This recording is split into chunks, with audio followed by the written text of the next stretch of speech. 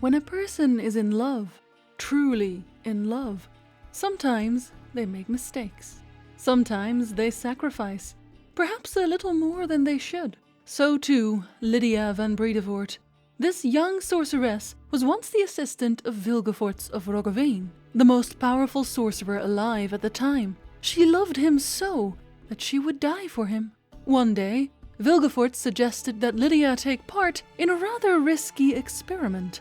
Several mages had found an interesting artifact in an ancient necropolis. You'd assume people might think twice before messing around with objects found in a necropolis, of all places. And I'm sure they wish they'd had, this time at least. The artifact turned out to be cursed, rather viciously. When the sorcerers gathered around it to test its properties, it blew up in their faces in the most literal sense of the word. Of the 5 wizards taking part in the experiment, 3 of them died on the spot. The 4th regrettably lost his eyes and both hands, going mad in the process. Lydia, somehow, was the lucky one. She escaped with burns, a mangled jaw, and a mutation of the larynx and throat which resisted all later efforts of regeneration. She could no longer speak. Her voice was irreparably damaged. As her face now looked rather unsightly, missing a jaw and all that, she and her fellow mages decided to create a powerful illusion to cover the lower half of her face. This way, people first introduced to the sorceress wouldn't immediately faint at the sight of her. The spell was so powerful that even the most adept mages would not be able to penetrate it. But that didn't mean they didn't know about it. Even though Lydia was often disregarded as a person of no importance, it was absolutely considered a grave breach of etiquette to look at her directly, and especially her jaw. There were many things that Lydia lacked now that her jaw was no longer available. She didn't eat or drink in public, likely because the sight of it would be decidedly horrifying, and her lack of speech forced her to communicate solely through telepathy.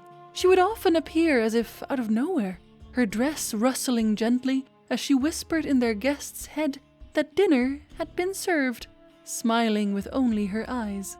Through all this, Lydia never resented Vilgefortz for his part in the mutilation of her features. She still stubbornly loved him, as she had done for years.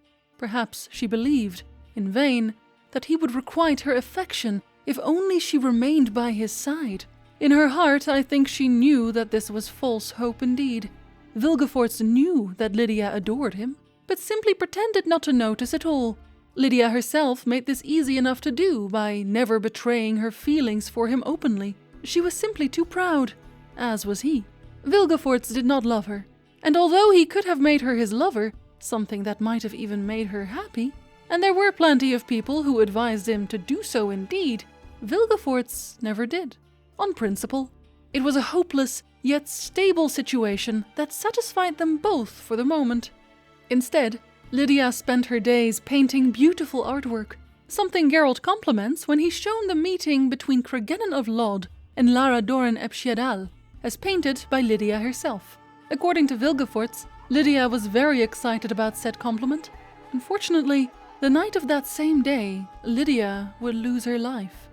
During the Thanet Isle rebellion, Vilgefortz was arrested as a Nilfgaardian traitor and put in Dimeritium chains.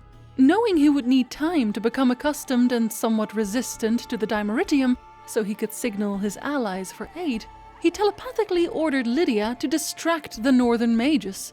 She did so successfully by attacking them outright, and in the end, falling on her own dagger.